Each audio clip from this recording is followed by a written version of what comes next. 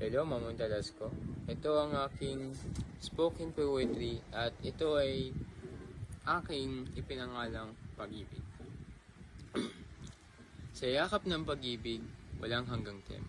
Ngunit sa papel na ito, hindi lubos na nasasalamin. Isang thesis na nakatago, isang gabay hindi naglalakbay, nag-iiwan sa mga mababasa, palutang-lutang sa malawak na ilog ng pag-ibig. Sa pagsusuri ng iba't ibang kulay ng pag-ibig, mula sa apoy romansa hanggang sa tunay na pagkakaibigan. Ngunit ang kahulimigmigan ay kulang. Iniwan ang mga talaan. Para sa mga malalim na pagsusuri sa iba't ibang tanawin ng pag-ibig. Ebidensya, isang nawawalang kawing natagpuan namin.